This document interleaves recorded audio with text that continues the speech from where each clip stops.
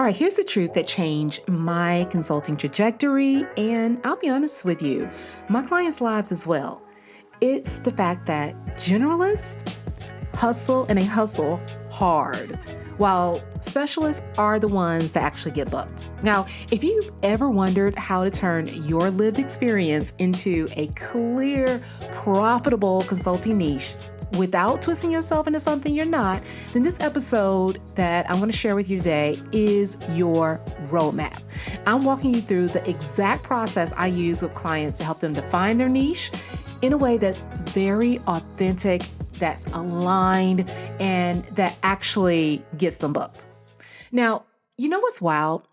Some of the most brilliant, and I mean brilliant and experienced women I've ever worked with. I mean, these are women with degrees and decades of leadership experience, the real results that people want to get. Those same women still tell me often that they're not sure how to describe what they do. And look, I understand because I was there once upon a time. Someone could ask me, what is it that you do in your career, or in your position, or in your business? And when I tell you that I had the hardest time articulating that, and part of the reason is because half of the time when I would start to explain, the average person would just look at me with like 10 eyes. They were completely confused and didn't exactly know what I was talking about. And then when I was talking to someone that was very familiar with my area, I would stumble a little bit because I was trying to find a way to communicate the outcomes that I could generate without overstating what I could do. And some of that was part of my mindset. But it was difficult to figure out exactly how to sum everything that I could offer up into like one little short sentence or elevator pitch. And that's not because we are not capable or that we don't understand or have clarity about the skills that we have and what we offer, but it's most often because no one has ever taught us how to own our voice in this business. So if you've ever felt like your expertise is somehow both too much, but then also not enough, or you're juggling so many ideas that you can't explain your offer without taking a deep breath and just trying to process it all first, this episode is for you. Because today I'm pulling back the curtain on the exact process that I use to help my clients find their consulting niche. And no, it does not require scrapping your whole career and forcing you into some type of box to develop some cute little tagline. What we're going to talk about is the real reason you might be struggling with your niche, and then what it's costing you in the long run if we cannot communicate this effectively and find our perfect fit. I want us to shift from being vague and scattered to being booked and in demand. So let's get into it. Now, let's be real. When you're trying to be all things to all people, you'll end up sounding like everybody else. And I know it feels safe to say that you can offer a lot of things. And this is what I call the consulting trap. Most often, when we're starting out, and this is a very reasonable approach, we start out by helping others solve problems that exist, that we may have some expertise around to some degree, but it's not our area of specialty. It's not our area of focus. And we have not found a niche as of yet because we're just starting out. So most often we say yes to everything just so that we can stay booked because we need the money, we need to get the business off the ground, and we need to get things rolling. But what happens over time is that instead of building momentum in a certain direction, because you're taking on a lot of different problems and projects, you end up scattered. And being scattered causes you to second guess what you're doing. You begin to second guess what you know, and it will really leave you spinning around in circles. The truth is that generalist energy keeps you invisible. Yes, it allows you to bring in money here or there so that you can solve, problems and get paid for it. But overall, you don't become known for any one thing. And there are a few areas where being a generalist may work in your favor, but not very many as a consultant, not very many at all. I would say 99% of the time, being a generalist as a consultant is going to make it difficult for you because you start to water down your messaging. You lose your edge because you're not focused on one clear thing that you can go in depth on. And so you remain surface level on everything. It's kind of like being a Jane of all trades, right? And so your audience never builds around one core topic because you're acknowledging that you are there to solve a number of problems. So no one can really attach themselves to one particular framework or one particular process or approach that you may have. So while it may sound impressive to be able to say that you can help a client with a number of different things, this is not helping them see you. Your brilliance is found in your specificity. And without having a clear niche, it's going to be difficult for people to figure out exactly what you do, why they should hire you or work with you, and what you are actually known for. It's just more difficult because you are selling a very general message that sounds like everyone else. So, part of the problem in being the best kept secret that I found is that most have not found this niche to claim. So when you go a lot deeper, most women that I work with come to me thinking, I just need better content, or maybe I should redo my website. I need better branding. I need new positioning. But the real issue is that they're really viewing their business through a job title lens. And in a job, you're used to doing a number of different things, wearing a lot of different hats. And actually, we're praised and promoted because we're able to be good in a lot of different things and do a lot of tasks successfully. But that is not related to a specific transformation. And so we get stuck in this employee mindset and different frameworks and structures that were built for working a 9 to 5, instead of being focused on how we are actually selling what we do as a business owner ourselves. And being able to do that means that we need to have a lot of clarity because buyers are not drawn to confusion. And especially for us as women and women of color, the pressure to prove ourselves is real. And it's harder if you think about this, to prove yourself when you're talking about a lot of different things as a generalist than it is to prove your depth of knowledge when you're specializing in a given area. And so what we unknowingly do is we add on all of these other difficulties and challenges we otherwise would not have, mainly because we're taught to show receipts, we need to list degrees, we need to check all the boxes just to get in the room. But we don't realize that a lot of what we were doing at that time when we were trying to execute that type of plan and checklist is that we were trying to land a career job, right? We're trying to get the position that's going to carry us to a higher level corporate job. And that's not what we really need in this space. Because in this new space in entrepreneurship, what you're doing is actually owning the room. And you need to own that room with your voice. You need to own it with your value and with your vision. And all of those things, voice, value, and vision, have to be more specific. They can't be vague. So vagueness isn't just a marketing issue. It honestly is something that creates a level of emotional weight that comes along with it. It becomes an obstacle for us if we are going to go that route. It's not that you have to niche down. People will have this argument all the time because they may feel like niching puts them in a box and they want to remain multi-passionate and all those things. Although I will argue that being a multi-passionate is still a niche, and that's a whole conversation for another day.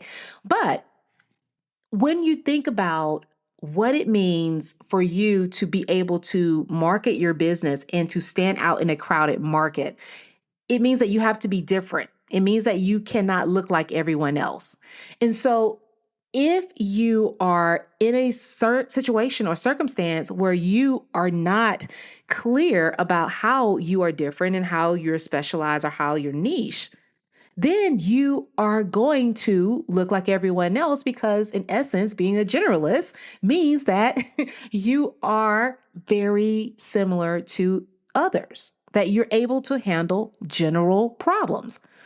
And many people get stuck here because as a consultant, very rarely is someone hiring you for a general problem. Typically, they have an employee that they could ask to handle a general problem. They have someone that they can refer to as a colleague that may be able to help them with a general problem. So, what they're looking for from us is more depth. So you have to start asking yourself, when things seem a little bit unclear or you don't know how to explain exactly what you do and you're losing confidence around your services and your offer and you want to stand out, ask yourself, do I even know what I'm doing? Because this is the thing. If you don't really know what you're doing and why you are special, then how are other people going to understand that? And I've seen a number of brilliant women who are credentialed, they're accomplished, they are deeply capable. They still feel invisible if you have those deeper conversations with them. And the reason why this comes about is because they may still feel like they're not quite there yet. Yes, they're landing clients. Yes, they're getting some business, but they're not being respected as the knowledgeable advisor or strategist that they want to be seen as. And so if you're feeling this, it's not because you're not doing the work or you're not doing a great job, but it's just because the work that you're doing right now is not highlighting what makes you unique.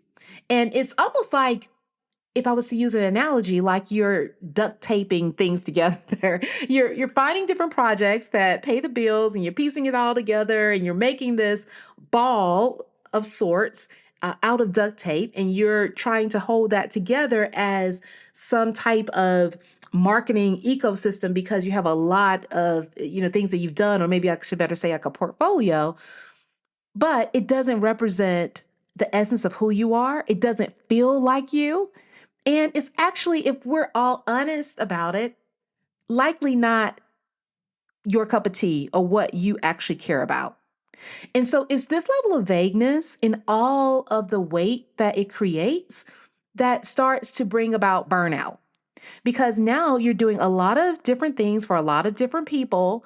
And it's a lot of work that you're not overly passionate about. And to be honest with you, oftentimes it's not the source of your strength. You may be good at it, but are you the best at it? Is it something that comes naturally, or is it something that you have to work a little bit harder to accomplish? And so if you are pulling from this place where you are not centering your business around your strengths and what you do best, then it creates a busyness inside of your business instead of it being simple for you. And what you want is something that is simple, simple to execute, simple to run, simple to do, simple to explain and articulate. All of that comes from you gaining more clarity. And that honestly starts with just having a niche. So, this is where I want to talk about my approach to helping clients find their perfect spot. And this is where we're going to flip the script just a little bit.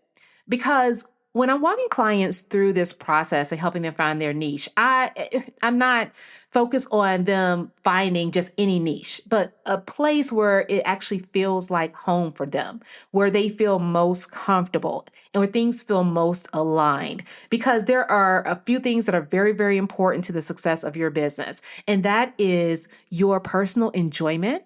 Because if it's something that you don't enjoy and you don't like to do, very, very soon, it is going to be extremely challenging for you to do the work, number one, but then also for you to stay at the top of your game in order to accomplish the things that you need to accomplish and learn what you need to learn over time to be the greatest at what you do. And so if you're unable to master your craft because you honestly don't want to do it, that is problematic, especially as a consultant. And this is specific to our work as experts. So it's really, really important that you find this space that you have deep interest in. And then the next piece of the puzzle is that it needs to be an area that you have a strength around, because things need to be easier for you, especially when you're starting out by yourself or with a limited team, or even if you get a small firm, but you have a busy client roster. Then in those instances, you need to be able to do things easier, faster, simpler. And all of those things come from it being centered around your strengths and what you do best. So those two things become very, very important when you're thinking about building this business out. Things that you love, things that resemble or align with your strengths. And then last but not least, what you're knowledgeable at. So, what have you learned from your career, from the degrees that you have, from the certifications? All of those things matter and they become core to what you can use in your business to explain value to others. Because let's be honest, if you've been paid for it in your career, that means that someone finds it valuable. That is a telltale sign that this is a valuable skill set because someone has paid you for it in a career, in a job. And we have to, remember that that is not the only, or those are not the only skills that we can lean on or that are valuable, but that those are clear skills that we can use that we know for a fact translate into some type of monetary gain if we use it appropriately. So we want to keep all of this in mind when we're working through this framework. Now, one of the first steps that I want you to take is to extract your lived expertise. Most people don't start here because we're automatically drawn to what we've learned in school. And yes, what we've learned in school has been very, very important. Textbook knowledge is important. But I think as we, move along in this modern era, we're starting to see that, artificial intelligence and all of the tools that we have available to us right now is able to generate information in a matter of seconds. And so just having the information, just having the knowledge, just curating that knowledge, it's not that it's not valuable, but it's not going to protect you in the long term because it's replicable, meaning that someone can take it and they can repeat exactly what you do. They can replicate exactly what you're doing and what you're saying, whether it is a tool or technology, or if it's someone else that decides to go into business and regenerate or regurgitate, what you have said and done. Those are things that you don't want to hang your hat on. But your lived experience is very, very different. And when you dig into your story and your strengths and your skills and the things that you've seen play out over your life that you're literally good at that may not necessarily fit neatly into a resume, that is where you begin to unearth your real power. So, being able to extract these experiences that you've had, what have you taken part in as you have been growing up? What are you good at? That's a literal talent or gift that you have. What do people often come to you for? All of those things are important because those are skill sets that you likely take for granted, but everybody around you sees. And we want to incorporate those types of things. Now, the next thing is that we want to identify transformation patterns. And that is connecting the dots. That's looking at not only just the textbook knowledge and the lived experiences that you've had, but then figuring out how they actually connect. How have you naturally pieced these things together over time in ways that you may not have noticed? You can think about the results you've helped people achieve without you even realizing it. So think of conversations that you've had with friends or maybe colleagues or even other clients where you've given them advice and it literally was like the light bulb turned on for them. But you didn't think anything of it. And that's something that I found for myself often occurs. I may have friends that call and we're talking about business challenges and things going on in our lives. And they may have a conversation with me and I'm just breaking down different options that they may have and things that I may see that they can do and sharing experiences that I have had and seen and enjoyed and how that connects to their business. And at the end of our conversation, and this actually happened just the other day, at the end of the conversation, they may say something like, I just called to chat, but I didn't know I was going to have a coaching session today. And the reason why it tickles me is because I'm not even realizing that I'm doing it, right? But it's a breakthrough for them. And I know this happens to you as well. You're a natural problem solver. You are a critical thinker. So this is happening. And it's just a matter of you tuning into when this is occurring and being able to connect some of those dots. What were the things that you were able to piece together from your other experiences with that knowledge that you have and the expertise that you've gained from the classroom or credentialing? And how have you been able to connect those together to solve other problems? So that's identifying those transformation patterns. And then the next thing is, like I've said over and over again, defining your signature strengths. Now, this is what makes you different. This is what highlights your unique approach. This is your voice, your perspective, literally how you see the world, the way that you operate, how you do things, the adaptations that you're making to processes so that they work for you in your life. That's an actual strength. Those things that you're doing naturally and that you're good at, those are strengths. Your ability to actively listen, strength. Your ability to listen to someone and find empathy in their problems, strength. Your ability to communicate and articulate effectively, strength. Your ability to create naturally relationships that others have difficulty creating, strength. All of those are signature strengths for you. And what you have to do is begin to highlight those. That is what you have to incorporate into your area of practice so that you're carving out this space that is uniquely designed for you. It becomes like a perfect fit for you. And then after we're able to do that, the thing that you have to do to kind of bring all this together is to package it into an offer.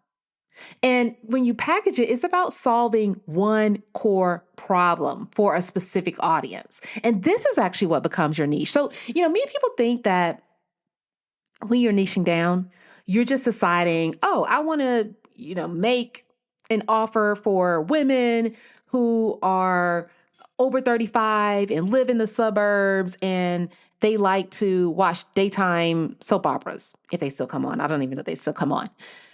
That is definitely some, aspects of demographics and psychographics and behaviors, but that's not a true niche. Your niche is actually the problem that you're solving. So, in order to get to that consulting niche that is going to guide your practice, you need to understand the one core problem that you're going to solve for a specific audience. And the fact that you have been distilling your lived experience and these transformational patterns and how you're connecting the experiences from your lives to the textbook knowledge that you have and the strengths that you have, how you're connecting those dots, that's what helps you to develop insight into the problem that you can solve. Because you're going to know that there are problems in your market or in your industry that are urgent for your ideal audience or for your client. But just because that problem exists doesn't mean that you're the best person to solve it. And that's the key. Most people start with just the problem. They're looking at problems in the market. They decide, hey, I'm going to make an offer that solves this problem. But if you're not the best person to do that, you're going to struggle. You're going to make it harder for yourself. You're going to have an uphill battle because you have to figure out how you're going to do that. Number one, effectively, how you're going to find a way to market yourself as the expert in that space versus taking what makes you an expert and just applying it to a problem that exists. Do you see the difference? Those are two different things. And so when you take the expertise that you have, that's a combination of your lived experience, your credentials and your degrees and knowledge and your strengths, when you take that and you look at the market and you say, these are the problems that are out there. And out of all these problems that exist, I feel as if I take everything that I could package about myself and apply it, this is the problem that I can solve to the best of my ability. When you do that, totally different process, game changer. You hear me? And then after that, we just have to test to make sure that there's alignment, that it feels like you, that it's going to be received well in the marketplace and that others are going to want to invest in it. That gets into other aspects of the business down the line. But when we're first trying to find this niche, it's about taking who we are and applying that to problems in the market. So it's a reverse way of thinking through the process. So let me just give you a real world example. And I'm not going to name any names, of course, because the work that I do with clients is very confidential and I like to make sure that I'm maintaining that. But I was recently working with a client who is incredibly accomplished in her career. I mean, she has a great job, but I will be honest, she's not happy. Wasn't happy, I should rather say, in her job. And she had worked her way up. She's been promoted. She's held roles that are extremely impressive on paper. She's the go to leader in her space. She's known for her communication skills and being emotionally intelligent, being very resilient, all the things. But behind the scenes, she felt this disconnect. It was like she's checking off all these boxes. She's doing the things that are right. She's being quote unquote successful, but something else is missing. And when we got deeper into our conversations, it was that, and this is what she kept saying, I've done all the right things. I am very flexible. I've pivoted, I've changed, I've grown, but I don't feel excited about it anymore. So she wanted to do something different, something that she found to be more fulfilling, which was to help others. She wanted to start this consulting business and to truly get it off the ground. And the truth is, she had the experience to do it. She had years of leadership, multiple roles inside and outside of her 9 to 5. So she's a leader not just in her career, but outside of that. And she's naturally able to connect with people. So people really enjoyed working with her and she enjoyed supporting them. So what we had to do is start to piece all these things together. We had to look at what she had done, not just as job titles, remember, but as skills, as moments, key moments of shifts and change and pivots in her life that made the difference and what allowed her to do that successfully. And we were able to pull out those things that made her unique, her voice, her perspective around the world, the way that she likes to lead, the way that she wants to advise, how she wants to work. And then we structured everything around what already made her powerful. So it wasn't a matter of us trying to force her to be someone she's not. She already had the ability to lead and to communicate and to connect. What we just need to do is find the problem that was in the marketplace that she was working in or wanted to work in and make and apply her unique skill set to that problem. So she didn't have to start over. What she needed was more of a realignment to actually put the pieces of her story together in a way that made a lot of sense, especially for the next chapter. So now she's lit up. Now she's energized. Now she's excited to create offers and to go and talk to groups when she is guest speaking and to create new products and lead magnets and things of that nature. She's excited about that work because it's hers. It represents who she is and what she wants to do. And that's the shift that I'll be honest with you, that's the shift I live for. When a client realizes that they don't need to prove anything else to anybody, and they just need to show up as who they have always been in their space and be able to do that without the stress and the struggle, my job is done. I mean, at least around this piece of the puzzle. So, the one thing I want to just say, and I want to say this loud for the consultants in the back that may be listening, niching down does not mean shrinking. It does not mean limiting yourself. It does not mean limiting your brilliance. It means channeling it. It means that you are going to stand tall in one space where your strengths and your experience and your value is undeniable. It's going to remove all of the imposter syndrome. It's going to remove the uncertainty. It's going to remove the difficulty in articulation. It's going to make things easier for you to deliver and actually create. And the great part about it is that this space that you're creating is going to grow with you. It's not going to stay the same because you're not going to stay the same. So you're not locking yourself into a box. You're not locking yourself into one space. You're starting off in a place that honors your strength and you're going to allow it to grow with you.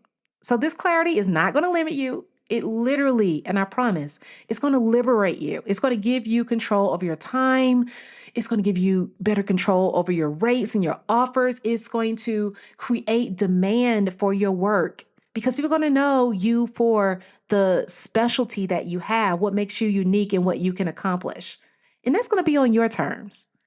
So listen, if you're tired of spinning your wheels and you're ready to nail your niche with intention, I would love to support you. Now, you can either download the free guide that I'm going to leave in the description, and this guide is going to walk you through how you can find that niche that's going to get you booked.